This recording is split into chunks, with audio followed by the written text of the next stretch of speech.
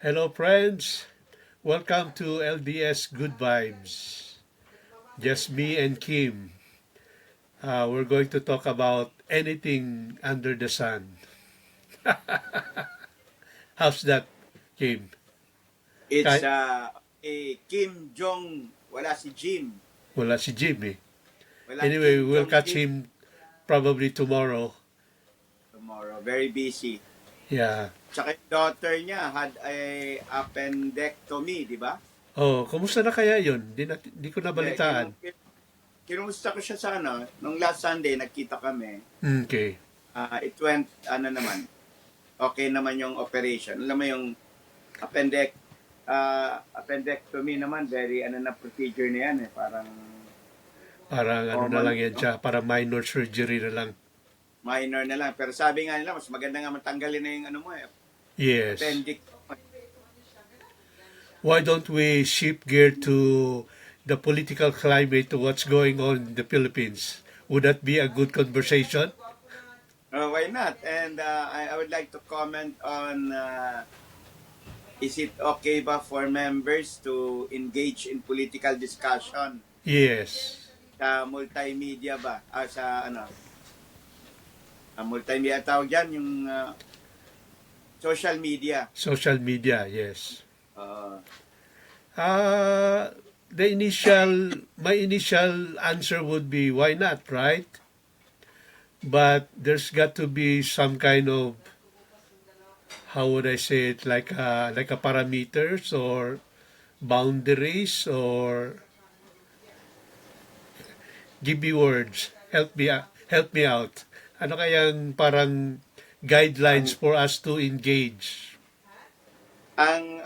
merong nagsabi, no, na there are two topics na medyo ah, parang pag nag-discuss tayo with another person na hindi natin pwede tayong magkaroon ng conflict. And topics na mag-iingat tayo to discuss with is one is religion, Yes, correct. the other is politics. Diba? Yung mga dalawang topic na yan, pagka hindi mo ka yung Kausap mo. hindi mo parang pareho kayo ng pag-iisip sa mga ganyang yan ang Yes. mga topic medyo mahirap i-discuss, politics and religion.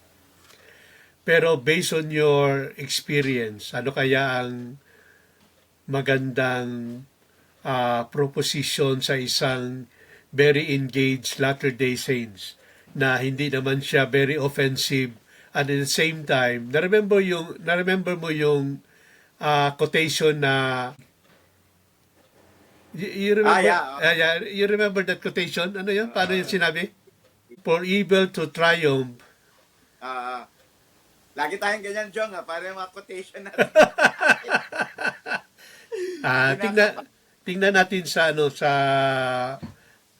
Copilot.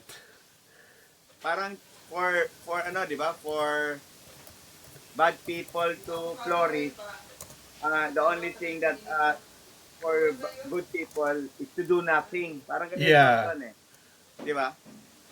Para mayagpag yung mga taong hindi mabuti, yung mga mabubuting tao, ang gawin lang manahimik. Yeah. Parang ganyan thought nun eh. So, ibig sabihin, yung tayo, o tayo ba yung good people, hindi rin maganda yung manahimik lang, di ba? Parang ganun eh. Yeah. The only thing necessary for the triumph of evil is for good men to do nothing. Ayan. Yan yung quotation na yan. Mukhang magaling ka na dyan, Jong, maghanap ah.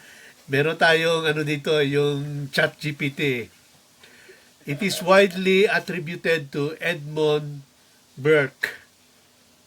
So, sa kanya pala ito. Pakiulit nga, Jong. Pakiulit. The only necessary for the triumph of evil is for good men to do nothing. Right. Pero sa, like tayo, pagka, ako lang, yung, parang pati yung family ko, as an ecclesiastical leader, yung family ko, when I mention, family gathering lang. Mm. Pagka nagkaroon ng, meron ako sinabi na medyo politically inclined yung statement ko, tapos medyo negative, inaano ko ng mga family ko, especially my wife, parang Mm. hinahash ako ba? Uy, o Yes. ganyan. Di ba? So, uh, probably because meron kayong parang tawag yan, mini-maintain ba? Or yung parang, I don't know, parang it's a family practices or practice na you don't, parang you don't really express politically whatever inclination you may have, parang ganun. Like dito sa ano namin, sa family namin, hati kami, Jong, eh. Uh, Ah, ah, hindi ako maka Marcos, eh. uh, Ah, hindi rin ako maka more, Duterte. more of ano ka, more of Aquino inspired. Ngayon, nag-evolve na yan eh. More of Pinklawa na ganon. Ah, well, baka siguro nga ganon, pero hindi ako talaga defined. Hindi ako Hmm. defined.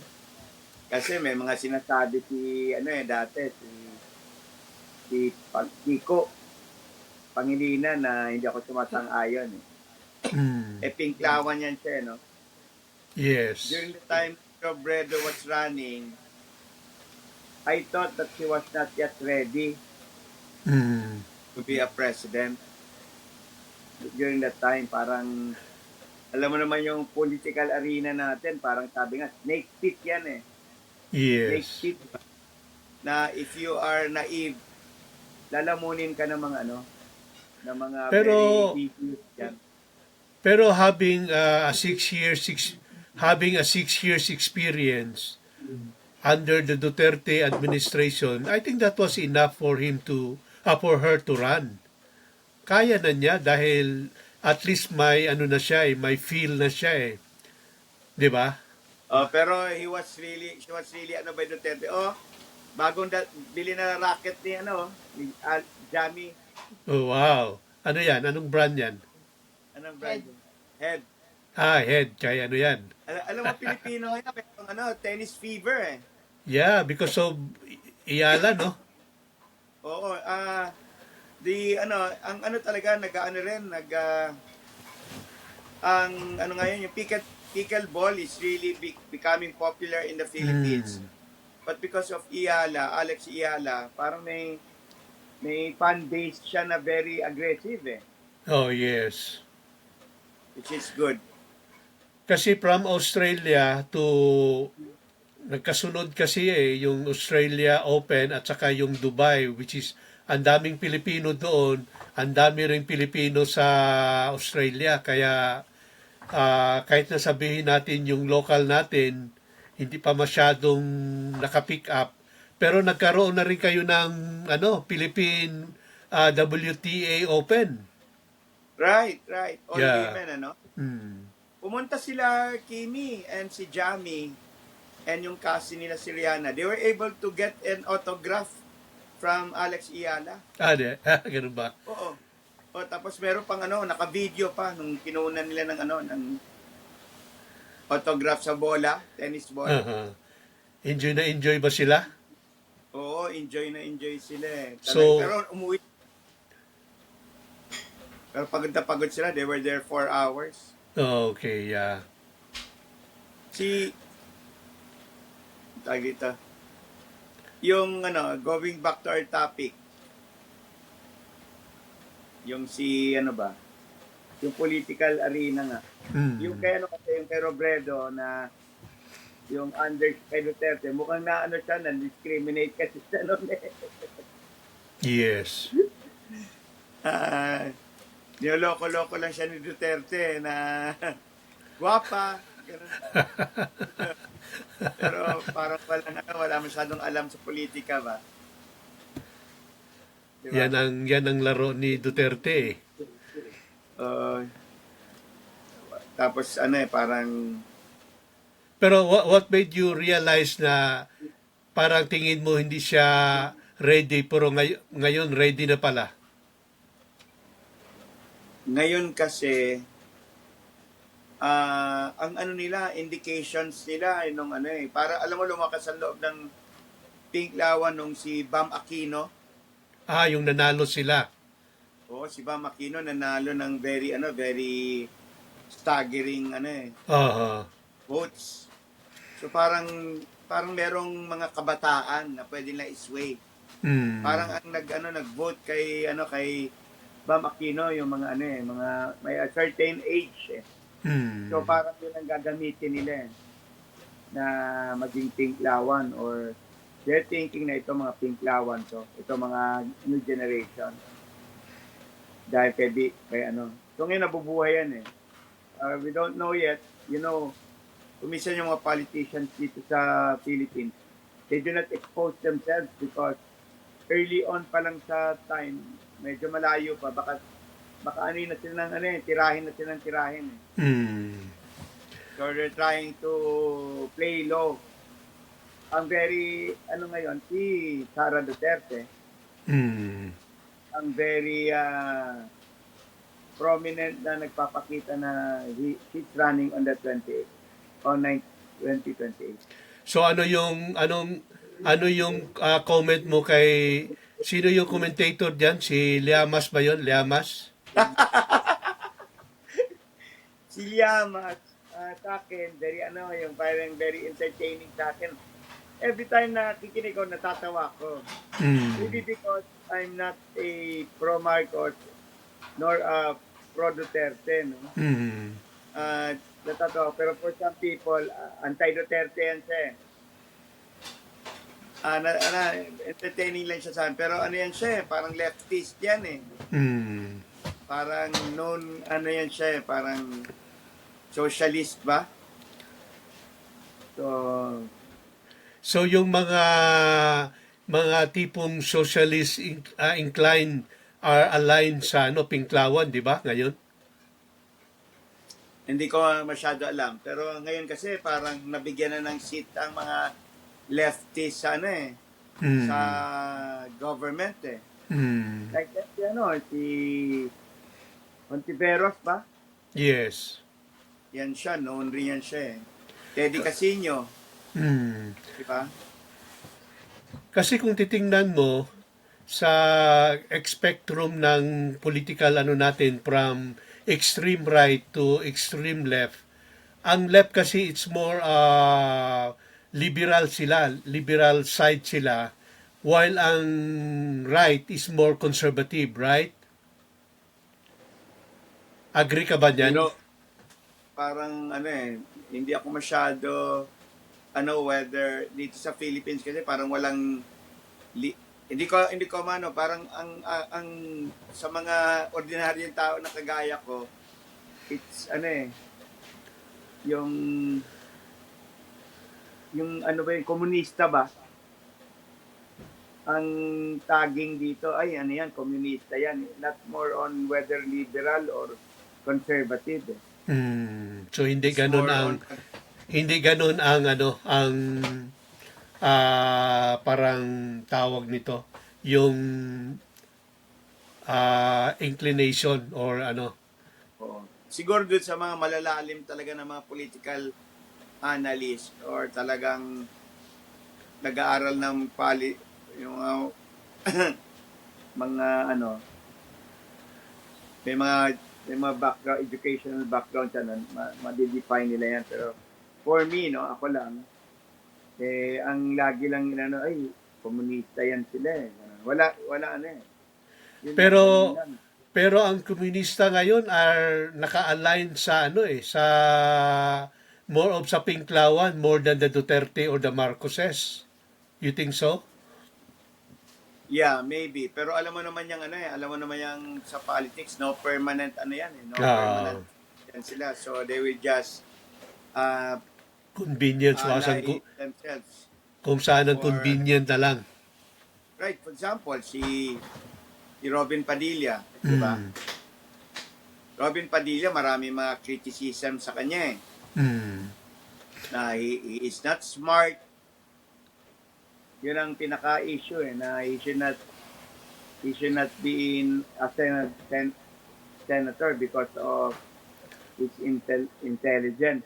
Pero marami makikipag-alay dyan ng mga intelligent politician because he garnered 90 million votes ata. Yes, yeah.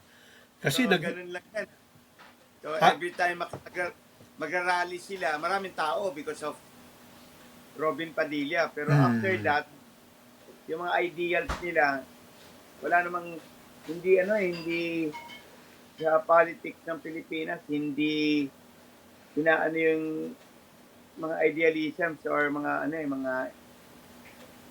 hindi nila di-discuss yan yung mga tawag na kung ano yung mga pinaniniwalaan nila popularity So masyadong samot-sari, or yung tawag yan, multifacet, or tawag yan, yung maraming hindi siya kagaya sa Amerika na at least naka-align sa Republican at saka what do you call it, Democrats, and then Right. you have the leftists, and then you have the right, and then so anybody who's at the middle, yun ang parang pinipili ng mga ng mga tawag nito, mga voters, kasi hindi sila masyadong extreme left, hindi extreme right, parang ganun. Pero in our case sa Pilipinas, ano ba tawag natin yan? Yung hindi tayo, multi-party system tayo dyan. Right. Multi-party system and pagka isang politiko na parang ayaw na niya sa party niya, nag-create ng Create, yeah. So, pera lang yan, Jong Yeah, okay. So, in short, para siya, personality, siya, driven, no? Parang, our politics here is really messed up. Really messed up. It starts with parang yung sistema namin na mess up na like for example, yung mga usap-usapan. I heard this from politics na from politicians na nag-uusap-usap sila sa radyo na if you run for an office, parang billion na pwede mong ma-spend So how can that be? So if you're spending so much for your campaign expenses, so ano ibig sabihin, babawiin mo yan So it's not more on service. They know that to be a politician is to amass wealth, di ba? yes. If you are in government, parang you have access to so much money na pwede mong makuha ba. It starts with the campaign expenses these are, when I heard that over sa radio program na itong mga politicians, they were the one who mentioned it and meron nga isang politician na natalo siya. And then sabi ng mga politicians niya na, magra-run ka ba next year or next election? Sabi niya, wala na, ubos na yung pera ko Ang natatakot yung mga anak. Kasi baka inheritance na nila yung ginagastos ng tatay nila So kaya gusto kaya ng mga listeners natin, pinag-uusapan natin dumadami na yung listeners natin, di ba, Jom? Oo nga pero the way we have our conversation right now, parang walang kapatutunguhan kaya hihinto natin itong topic. Gawa tayo ng panibagong topic na lang. Bago ito yung topic na yan, may tanong ako na okay lang ba na ang member ng church mag-run ng political or government like for example yung alam naman natin si Joseph Smith nag-run as a president Yes. US president, di ba? Si Joseph Smith. So okay lang ba for a member na mag-run O, iba yung setting natin ha. Ikaw, US setting ka. Ako, Philippine Hmm. setting. So, anong comment mo dyan, Jong? Sa akin, there's nothing wrong with it. In fact, we are even encouraged to, run for an office or to render service. Depende na lang siguro sa circle of influence mo on how far can you carry out with your plataforma, di ba? Kung tingin mo at the end wala ring mangyari dahil ang sistema is ano na talaga, then you can try, why not? But sometimes sabi mo nga, kung kailangan talaga ng pera, then I would rather spend the money to what matter most, no? Probably building up a foundation or an organization where you can help other people, or by kung meron ka naman lang pera talaga ba, you can create your own advocacy without even running for an office, di ba? Parang ganun ba? I don't know. You're talking about sa Philippine setting. Yes, yes, yes. Philippine setting. Like, meron akong nakilala na he's a good leader of the church. Tapos, nagra-run siya for government, position. Hmm. Hindi naman national, hindi national. Tapos sabi ko, medyo madumi naman ang politika. Bakit hindi ka ba dyan, masuck in sa sistema. Di ba, may mga may mga, yung mga usually may mga nabibigay sa, di ba? Ano tawag doon, yung parang pagka merong build, may mga project, meron kang 20%, di ba? Oh, mga SOP. SOP. SOP, right? Oh. In-expose yan ni Miriam Defensor dati. Oh, yes. Privilege speech niya na that's unacceptable rate. Ata, 20%. SOP. Sabi ko, paano yung mangyayari dyan? Sabi niya, I'll accept it. Sabi ng member. Sabi ko, you'll accept it, parang bribe na yan, or you're not supposed to... Corruption na yan. Corruption na yan. Sabi niya, well, but I'm going to give it to the poor. Sabi niya. Robin Hood, Robin Hood. Hindi na kami nagtapos dun sa discussion na yon.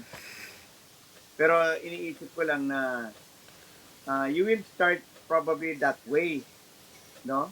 Na you'll be accepting this 20% SOP, pero later on, you'll be tempted to use it for your own,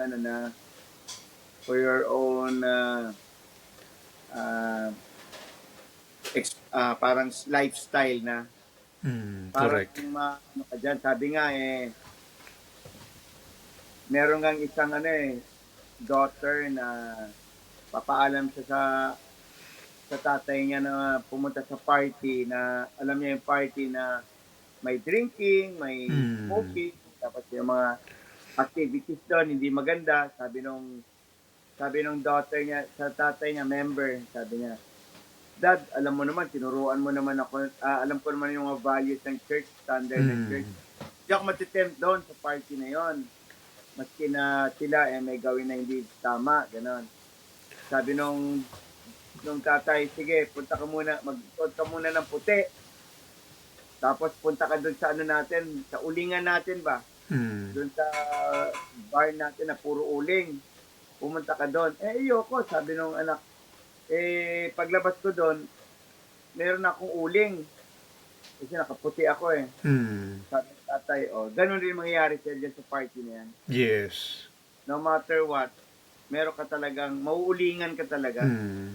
So, yun din ang thinking ko pagka, dito sa Philippine setting, merong ano diyan sa New Testament ba 'yon, yung even the very appearance of it?